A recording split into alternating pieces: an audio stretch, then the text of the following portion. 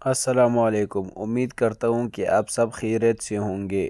تو چلتے ہیں ویڈیو کی طرف۔ بسم اللہ الرحمن الرحیم۔ سیدہ زینب رضی اللہ تعالی عنہا کی داستان مصیبت۔ سیدہ زینب رضی اللہ تعالی عنہا جب پیدا ہوئی تو اس وقت نبی کریم صلی اللہ علیہ وسلم کی عمر مبارک 30 سال تھی۔ ان کا نکاح مکہ ہی میں ابو العاص رضی اللہ تعالی عنہ بن ربیع سے ہوا تھا۔ ابو العاص رضی اللہ تعالی عنہ کی والدہ حالہ بنت خویلد حضرت خدیجہ رضی اللہ تعالی عنہا کی سکی بہن ہیں۔ یہ نکاح حضرت خدیجہ رضی اللہ تعالی عنہا کے سامنے ہوا تھا۔ سیدہ زینب رضی اللہ تعالی عنہا اپنی والدہ کے ساتھ ہی داخل اسلام ہو گئی تھی، مگر ابو العاص رضی اللہ تعالی عنہ کا اسلام تاخیر میں رہا۔ جنگ بدر میں ابو العاص رضی اللہ تعالی عنہ قریش کی جانب تھے۔ ان کو عبداللہ بن جبیر بن نعمان انصاری نے اسیر کر لیا۔ سیدہ زینب رضی اللہ تعالی عنہا نے ان کے فدیہ میں اپنا وہ ہار بھیجا تھا جو خدیجہ رضی اللہ تعالی عنہا نے بیٹی کو جہیز میں دیا تھا۔ ابتدائی ایام نبوت میں کافران مکہ نے ابو العاص رضی اللہ تعالی عنہ کو بہت اکسایا کہ وہ حضرت زینب رضی اللہ تعالی عنہا کو طلاق دے دے، مگر اس نے ہمیشہ انکار ہی کیا۔ ایک موقع پر آپ صلی اللہ علیہ وسلم نے اس فعل کی توصیف شکرگزاری کے ساتھ فرمائی تھی۔ ابو العاص رضی اللہ تعالی عنہ نے اسیری بدر سے رہائی پاتے ہی نبی کریم صلی اللہ علیہ وسلم سے وعدہ کیا کہ سیدہ زینب رضی اللہ تعالی عنہا کو ہجرت کی اجازت دے دے گا۔ چنانچہ سیدہ اپنے والد مکرم کی خدمت اقدس میں پہنچ گئے۔ سفر ہجرت میں سیدہ زینب رضی اللہ تعالی عنہا کی مزاحمت حبار بن اسود نے نیز کی تھی۔ اس صدمہ سے ان کا حمل ساقط ہو گیا تھا۔ حبار بن اسود فتح مکہ کے بعد مسلمان ہو گیا تھا اور رحمت للعالمین صلی اللہ علیہ وسلم نے اس کا جرم معاف کر دیا۔ نبی کریم صلی اللہ علیہ وسلم نے ان کی منقبت میں فرمایا ہے، یہ میری بیٹیوں میں افضل ہے، میرے لیے اسے مصیبت پہنچی۔ ابو العاص رضی اللہ تعالی عنہ کو سیدہ زینب رضی اللہ تعالی عنہا سے بہت محبت تھی۔ ابو العاص رضی اللہ تعالی عنہ 6 ہجری میں تجارت کے لیے شام گئے تھے۔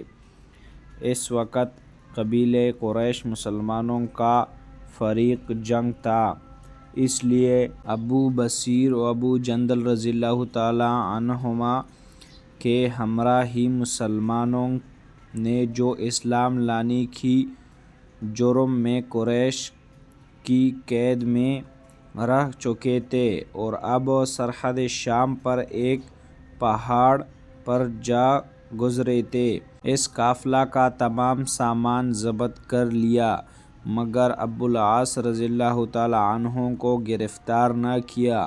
ابو العاص رضی اللہ تعالی عنہ وہاں سے سیدھا مدینہ طیبہ پہنچا۔ نماز کے وقت مسجد میں سیدہ زینب رضی اللہ تعالی عنہا کی یہ آواز مسلمانوں کے کان میں پڑی، میں ابو العاص بن ربیع کو پناہ دیتی ہوں۔ یہ آواز اس وقت سنی گئی جب مسلمان نماز میں داخل ہو چکے تھے۔ نماز سے فارغ ہوئے تو نبی کریم صلی اللہ علیہ وسلم نے فرمایا، لوگو، تم نے بھی کچھ سنا جو میں نے سنا ہے؟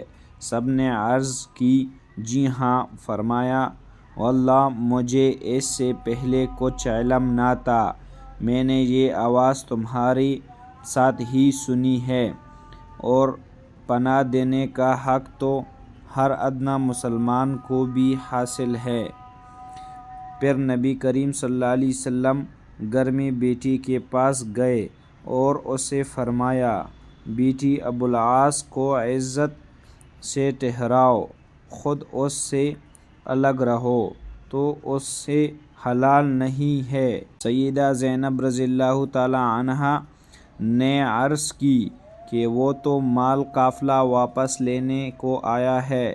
تب نبی کریم صلی اللہ علیہ وسلم نے لوگوں میں یہ تقریر فرمائی، اس شخص کے متعلق جو ہم میں سے ہے وہ تم جانتے ہی ہو، تم کو اس کا جو مال ہاتھ لگ گیا ہو تو وہ دادا الہی ہے، مگر میں پسند کرتا ہوں کہ تم اس پر احسان کرو اور مال واپس کرواؤ، لیکن اگر تم اس سے انکار کرو گے تو میں سمجھتا ہوں کہ تم زیادہ حقدار ہو۔ لوگوں نے سارا مال حتیٰ کہ ان کی نکیل کی رسی بھی واپس کر دی۔